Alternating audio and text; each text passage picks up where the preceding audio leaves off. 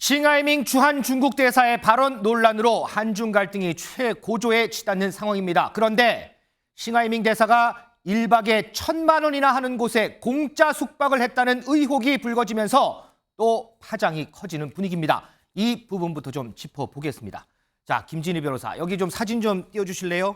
자, 싱하이밍 대사가 머물렀다는 곳이 이제 울릉도에 있는 한 그 숙박 시설이에요. 근데 여기 이제 1박에 1,000만 원이나 한다는 곳인데 여기가 보니까 시설도 그렇고 서비스도 어마어마하다면서요, 이게?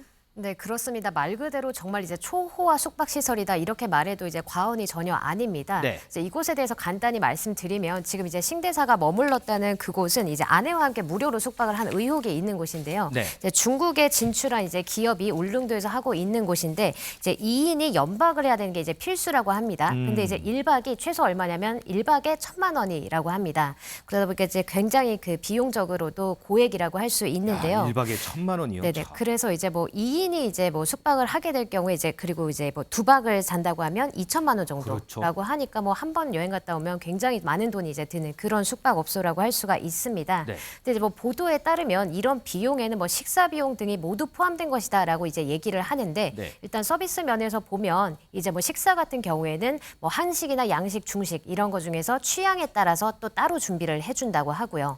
그다음에 또 이제 예약 문의가 들어오면 고객의 이제 건강이나 체질 이런 것들까지 다 분석을 해서 그거에 맞춤 서비스를 제공을 하고 있다고 하고 그다음에 또 의전용 승합차로 고객을 집에서부터 원하는 곳까지 데려다 준다. 이런 서비스까지 모두 포함이 되어 있기 때문에 사실상 뭐 비용 면에서도 시설 면에서도 그렇고 서비스 면에서도 굉장히 최고급이 아니라 할 수 없습니다. 야, 저는 우리나라에 이런 데가 있는지는 진짜 오늘 처음 알았습니다. 미지수 기자. 그런데 무슨 이유가 있으니까 여기 공짜 숙박을 하게끔 해줬을 거 아니에요? 무슨 이유가 있어요? 네, 일단 이 리조트를 운영하는 국내 대기업 이 싱대사와 인연이 있는 건 맞습니다. 지난 12구 참사 때 이 중국인 희생자도 있었는데요. 이때 이 중국인 유가족들이 우리나라를 찾았을 때 이에 대한 교통 이동 서비스를 이 해당 기업이 지원을 했습니다. 그래서 여기에 중국 대사인 싱대사가 이에 대한 고마움을 표현해 왔는데요. 이에 대한 답례 차원의 숙박 제공이었다 이렇게 설명을 했습니다. 네. 하지만 이게 조금 이상한 게 도움을 받은 사람이 고맙다라고 했는데 거기에 또 답례를 한 셈이 됐거든요. 그러네요. 여기에 대해 리조트 측은 조금 말하기가 어려운 상황이다 이렇게 말을 흐렸다고 합니다. 리조트 업체가 속한 이 그룹은 이 중국 현지에도 지금 계열사를 두고 있어서 뭔가 다른 대가가 오갔던 건 아니냐 이런 접대 의혹도 불거지고 있습니다. 안 그래도 이 싱대사에 대해서 한껏 날이 서 있는 여당, 이 문제에 대해서도 비판의 목소리를 높였습니다. 목소리 좀 듣겠습니다. 민주당은 중국이라면 쩔쩔매는 그런 DNA가 분명히 있습니다. 총리님, 문재인 정권 당시에 시진핑 주석이 방한한 적이 있습니까? 없는 것으로 알고 있습니다. 본 의원은 이번에 PNG를 지정해서 싱하이밍 대상을 추방해야 된다고 생각합니다. 총리는 어떻게 생각하세요? 하여튼 무엇보다도 그 주중 대사의 행동은 매우 부적절했다 이렇게 생각을 합니다. 그 사안을 대하는 지금 여당의 태도도 상당히 문제 있다고 생각합니다. 지금 무역 문제라든가 여러 가지 굉장히 좀 심각한 문제들이 많습니다. 민생과 경제를 책임져야 될 여당이 이걸 계기로 해갖고 한중 관계를 더 악화시키려고 하는 그런 발언들은 너무 무책임하게 하고 있는 것 같습니다. 네. 알겠습니다. 그러면 김재수 위원장, 이 문제 어떻게 보세요? 도움을 줘서 대사관에서 감사하다고 얘기를 했어요. 그런데 감사하다고 얘기를 받은 업체가 대사에게 오히려 공짜 숙박을 했어요. 반대로 중국에서 우리 외교관들이 이렇게 하면은 이거 문제 많이 되잖아요. 그래서 제가 말 한마디에 천냥빚 갚는다는 말은 들어봤지만 말 한마디에 1,000만 원짜리 숙소를 제공한 거는 처음 봤습니다. 네. 저도 무슨 말인지를 이해가 안 돼가지고 한참을 쳐다봤거든요. 네. 감사하다는 표시로 거기에 답례로 1,000만 원짜리 리조트를 제공한다? 이 말 자체가 제가 이해가 안 돼가지고 한참을 들여다봤거든요. 감사하다고 해주셔서 감사합니다 이런 건가요? 그런 거잖아요. 그러니까 상식적으로는 납득이 안 되고 그 이후에 나온 이야기들을 보면 더 이상 추가 설명을 못했다라고 하는 것 자체가 네. 굉장히 궁색한 변명이었다라는 것이죠. 게다가 뭐 언론 보도에 따르면 관련 법인이 중국에도 있고 이렇다고 한다 그러면 싱하이밍 대사가 힘이 있는 사람입니다. 대한민국 주중 대사고요. 그래서 주한 대사고요. 힘이 있는 사람에게 대가성으로 줬다라고밖에는 저는 생각되지 않습니다. 그렇기 때문에 아마 이제 대단히 큰 저는 이제 문제가 생길 거라고 보는 상황입니다. 말이 좀 안 되잖아요. 그렇죠. 이승훈 부위원장, 법률가로서요. 법적으로는 뭐 문제가 좀 없나요? 이 부분이? 일단 뭐 외교관이 국내의 공무원이 아니잖아요. 그래서 뭐 뇌물이라든가 이런 대상은 될 수 없을 것으로 보여지고, 특히 외교관 같은 경우는 면책 특권이 있어요. 행정, 민사, 형사에 있어서 면책 특권이 있기 때문에 뭐 형사처벌 가능성은 없어 보입니다. 다만 중국 현지법에 따라서 싱하이밍 대사가 중국에 진출해 있는 A 기업으로부터 부당한 어떤 대우를 받고 뭔가를 해줬다라고 한다면 중국 현지법에 의해서 처벌될 수는 있을지 모르겠습니다만 한국법에 의해서는 처벌될 수 없고요. 아마 이 리조트가 굉장히 고급 리조트이기 때문에 중국에 있는 고급 부호들을 또 울릉도에 있는 이 숙소로 또 유입할 수도 있거든요. 그런 것들과 관련해서 아마 뭐 싱하이밍 대사에게 하룻밤 재워주면서 이 숙소에 대해서 홍보하는 그런 역할을 했을지는 모르겠습니다만, 일단 이 사실관계 자체만으로 어떤 지금 한중 관계가 굉장히 복잡한데 네. 어떤 외교적인 문제에 있어서 개인적인 숙박 이런 문제로 다가가는 것 자체는 그렇게 한중 관계가 개선되는 데 있어서는 큰 도움은 안 될 것 같습니다. 김진일 변호사, 뭐 개인적인 숙박 얘기를 했는데 이거 말고요. 뭐 주차장 관련해서 또 논란도 있다면서요?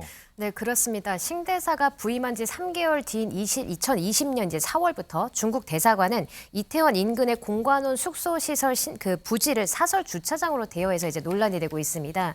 그래서 이제 주차장으로 대여를 함으로써 월 최대 500만 원의 수익을 얻었는데, 근데 문제는 이제 세금을 전혀 이제 내지 않은 것으로 밝혀졌습니다.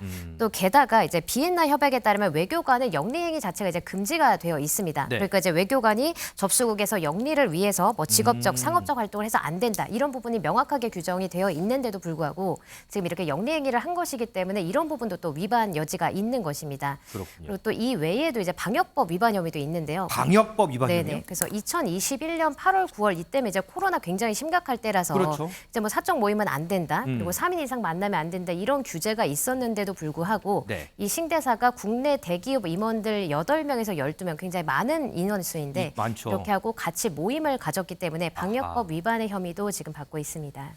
자, 지금 짚어본 바와 같이 싱 대사와 관련해서 여러 논란이 되는 의혹들도 있고요. 그리고 싱 대사의 발언으로 인해서 우리 대통령실 중국 측의 설전도 있었습니다. 여기에 더해서요, 윤석열 대통령이 오늘 이런 얘기를 했습니다.